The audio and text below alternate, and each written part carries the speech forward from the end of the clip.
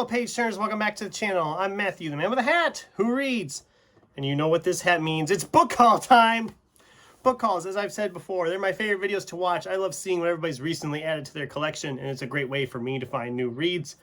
And they're also my favorite videos to make, because I love showing off what I've recently acquired. And this is the book haul for May and June 2026. Mostly June. Actually, all June.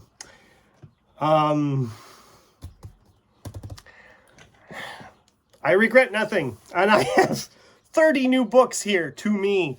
My birthday was in the month, so there was some gifts that way, plus other things. Let's not waste any time. Let's just dive on into it, because there's a lot of books to talk about here. So I was ordering some stuff from Hamilton Book for gifts, and of course I had to fill out the order, so I got some for myself. We have Ralph Compton's Rawhide Flat. It's June on the Range right now, or nearly the end. Well, no, actually, June on the Range is over as you're watching this, but it's never too early to start looking for next year. I've liked Ralph Compton when I've read in the past. I've never read this one. It sounded like a fun one. Good Western type story for next year in June. We have George R. Stewart's Earth Abides. One of the most influential science fiction novels of all time, a mix of dystopian horror and literary exploration of loneliness. I have realized when I was doing some looking through stuff that I've not read a ton of sci-fi. Even though I claim to enjoy sci-fi, I haven't read a ton of it. So I'm trying to correct that by buying a ton of sci-fi books, which we're going to get into as we proceed along. This one sounded interesting, and it's supposedly one of the classics. I need to read more sci-fi. It seemed like a fitting title to add. We have Mr. Magic from Kiersten White. I read her novel Hide a couple years ago, and I believe Sin read this one. Or was it Cliff? No, I'm pretty sure it was Sin.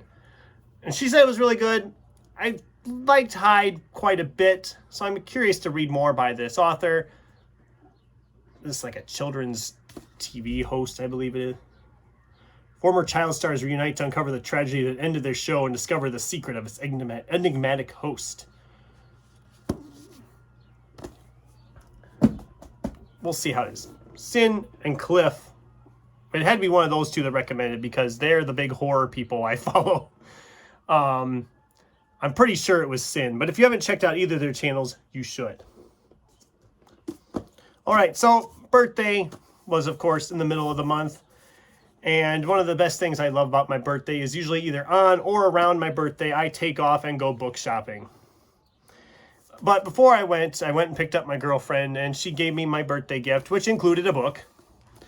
This is Matt Haig's The Midnight Train, the sequel to The Midnight Library. Matt Haig is an author I have enjoyed immensely. I think only one time, and that was in his most recent book, The Life Impossible. I didn't love it. I didn't love The Life Impossible. But everything else from him has been like a 5-star read for me. So I'm sure this will be right up there too. I can't wait to read this one. I don't know when I'm going to get to it, but I'd like to get to it yet this year. So then we took off for the bookstores. And this is more proof that I have the best girlfriend in the entire world, and nobody can tell me differently. We went to this bookstore I've been to a couple times, a little independent used bookstore called Shady Character Books. And I'm wandering around, finding books, pulling them off and putting in a stack in my hands. Pretty soon I have a stack of 7 books in my hands that I'm carrying around. And she didn't have anything in her hands, and she came and asked me, well, what'd you find? So I said, well, here. I handed her the stack. And then I bent to pick up another one, which I will talk about in a little bit. And she would not give me back my stack of books. If you asked her, she would say that I slammed her into a bookshelf and tackled her to the ground. This is a complete fabrication. I was attempting to get the books back, but I never slammed her into a bookshelf or to the ground. But she ended up buying these 7 books for me and said that was part of my birthday gift. So, like I said, she's the best. So what did I get from that? Well, This one I picked up, and then like I said, I picked all these up and then she bought them. But this is Alan L. Wold's The Eye in the Stone. 20th century sorcerer Morgan Scott was pledged to fight the servants of evil wherever he encountered them. He never expected to find them in the small town of Harbor Beach, Michigan. It sounded interesting. And he has this also, it says about his familiar, the dragon cat Phoebus. I'm like, okay, I'm curious enough. I've never heard of this author or this book, but I'm curious enough to give it a shot. It sounded fun. This is one I remember when I was in high school seeing in the school library, but I never picked it up. But the cover just lodged in my brain for all these years. Nearly 20 years later, I could still remember this cover. And when I saw it, I finally decided, yes, I'm going to try David Brin's Sundiver. I think it's something to do with this guy is the reason I'm lodged it in my head so much. Just look at this guy. Huge eyes, long neck. Sundiver, it's a sci-fi novel. It's the first in a trilogy. I didn't pick up any of the other sequels because I thought I'm going to give this one a try first. Like I said, I need to read more sci-fi. I really do. The thing I love about this bookstore is there's a lot of like older out-of-print titles that you don't ever hear about. Like this is Pierre Boulle's Time Out of Mind and Other Stories. Pierre Boulle is, of course, the author of Planet of the Apes, which I read last year. Was that just last year? Anybody remember? I want to read more by him. This is a short story sci-fi collection. And it sounded fun. I mean, and like I said, it's a little rough shape because it's an older edition, but I'm curious. I want to read it. Sounded good. This one I seen mentioned by Kevin. Yeah, Kevin. I will link all these channels I'm mentioning down below, but he had talked about this novel, Dragon's Egg, and I've never found it anywhere until now. And yes, it's in plastic, probably because it's a collector's edition. Can't find these around very often, but this is another sci-fi novel about life on a neutron star. Sounds fun. I picked it up. Well, girlfriend picked it up from me, but whatever. We have Ray Bradbury's The Halloween Tree. I've never read The Halloween Tree, and I'm a I call myself a Ray Bradbury fan. What's wrong with me? So this is going to be read in October for Halloween, October of Horror, and all that good stuff. Not too thick. It shouldn't take me too long, but I am excited to finally tackle that one. We have Brian Aldiss, Cryptozoic. Sounded interesting. More classic sci-fi. I love these sci-fi masterworks. They look really cool on the side with the shelf. Which is why I also picked up Michael Moorcock's Behold the Man. This one just sounded interesting because the guy travels in time to 29 AD and meets Jesus. Only he's not the Messiah everybody knows him to be. So who will take his place? And that sounds like my kind of sci-fi right there. It sounds like a fun one. Like, while she was taking those from me and I finally gave in, I ended up picking up 2 more and bought them myself. Because I told her, you're not buying everything I find in this store. I'm not going to make you do that. So, we have Dan Simmons' The Fall of Hyperion. I read Hyperion last year and loved it, so I wanted to pick up the sequel. And I hopefully will get to this later this year, but who knows. I got a lot of stuff I want to read yet this year, and I'm not getting it read. And then another sci-fi masterwork. This is Connie Willis, To Say Nothing of the Dog. Another time travel novel. It sounded really good. It's thicker than I thought it would be, but that's okay. Yeah, like I said, I'm going to be reading a lot of sci-fi here in the near future, hopefully, because I've got a ton of it. So when we got out of there, I let her buy my books, even though I really didn't want her to, because I didn't think she needed to do that. We went back to the half-price bookstore, because I had a bag to unload, and I walked out of there with, what, another 7 books there. I'm going as fast as I can. Last year, I had read Pronto by Elmore Leonard. It was the first in the Raylan Givens series. Well, I found book 2, Writing the Rap. And book 3, Raylan. This was actually in the clearance corner for $3. So I can continue on with that series now. I think those are all that's written in that series. Anybody know? Let me know in the comments if I'm wrong on that. Another one from a couple years ago when I read Dandelion Wine. I loved it so much. Well, I found the sequel, Farewell Summer. I don't know when I'm going to read this one either. But this is, again, it's Ray Bradbury. It's not too terribly long. Looks like it's, wow, it's under 200 pages. Maybe I'll try to stick this one in August or September towards the end of summer. You know, Farewell Summer, end of summer might be the way to go with that.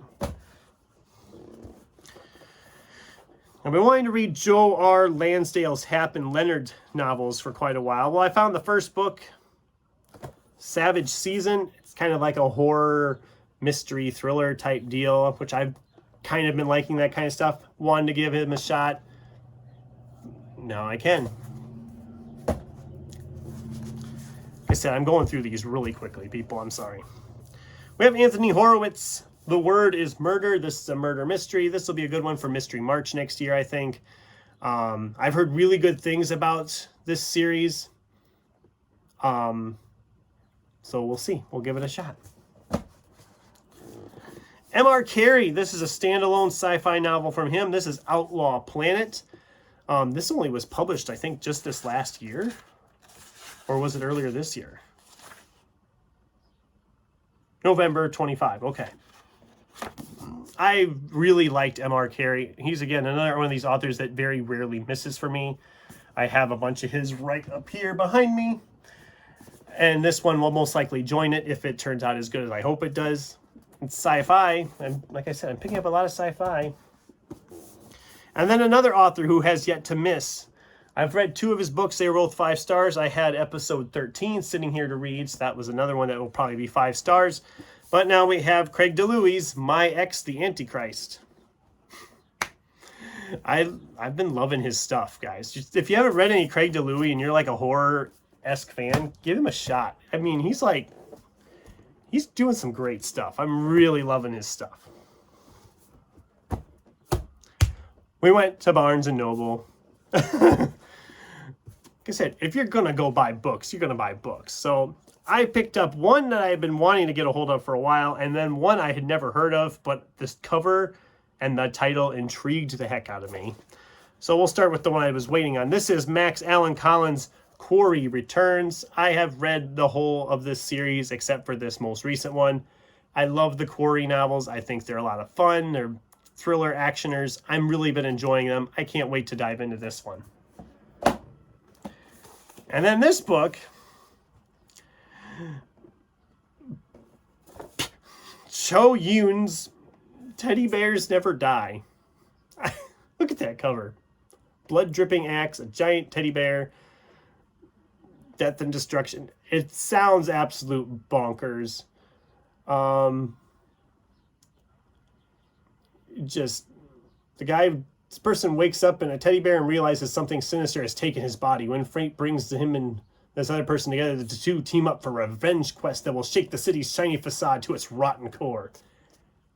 It sounds bonkers, and I love it. Can't wait. I might end up picking that one up early. Then we went to the thrift store where I found 3 more, because, why stop? This one was all of 70 cents. I've heard good things about it. This is Sigrid Nunez, The Friend. It's a dog novel. I'll probably cry. I know they said it's a dog story, so it'll probably be sad because that's what they do with dog stories. But we'll see. It was only 70 cents. We have an uncorrected proof of Caitlin Starling's The Luminous Dead. Love that cover. This is one I've wanted to pick up for a while, but I never really found a copy of it anywhere. So finding this copy, which, like I said, it's an uncorrected proof, doesn't even have the acknowledgments in it yet. It's just, like, here's the acknowledgments. There's nothing there. So this will be a fun one to read at some point. And then Tom Ryan's The Treasure Hunters Club, a mystery. It's just a fun title. That just immediately catches my eye, that cover and that title. Hopefully it turns out to be a good mystery. We'll find out when we tackle it sometime in the future. I'm like speed running these guys, but I've got 5 more here because Book Outlet had their sale $5.99 fiction sale, so I had to buy a bunch of books there. We have Thea Weiss's The Second Chance Cinema. This one sounded good to me. An engaged couple discovers a magical movie theater that challenges what they know about themselves and each other. I'm a movie guy. A book about movie theater, I'm there. You don't have to tell me anything else. But it sounds very interesting with some magical fantasy type stuff where they like, it sees their memories when they go in. So I'm very curious. Ooh, there's the coupon. Man, I got a coupon from Book Outlet and everything. Put that up there. Stuck inside the book of all things. We have Dan Xiao's One of Us. The last time I read a book called One of Us, I knew absolutely nothing going in, and it was my book of the year. This one, it says about orphan twins on the run from their murderous uncle who find refuge in a traveling carnival. Got some horror elements, some sci-fi fantasy elements. I'm intrigued, and I love this cover. It's so simple, but it's really nice.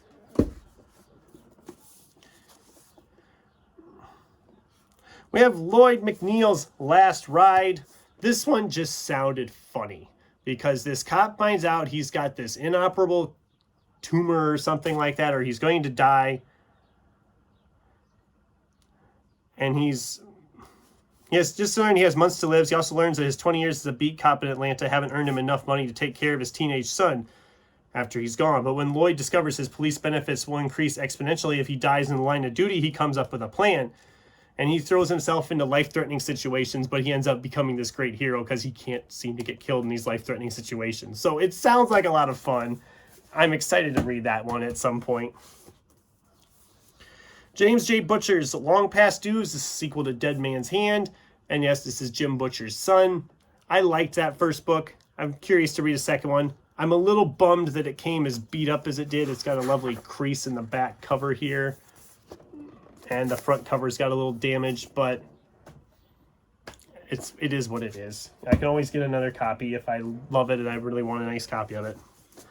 And the last one, we have Michael Wehunt's The October Film Haunt. This is a horror novel. Sounded really interesting. Sin recently talked about it in her year so far. Best horror novels of the year so far. And I'm excited to tackle this one at some point. Hopefully in October, but knowing me, I have way too much planned for that month already. So there you have it. 30 new books added into my collection. It was a heck of a good month of books adding to that collection. I don't know where I'm going to go with all of them. And I probably should put myself on a ban for a while, but I know that's not going to happen. So what do you guys think? Do any of these sound good to you? Are there anything I should prioritize? Or are there anything I should get rid of without even reading? I'd love to hear from you in the comments down below, including what you've recently added to your collections. Thanks for watching, and until next time, keep turning pages.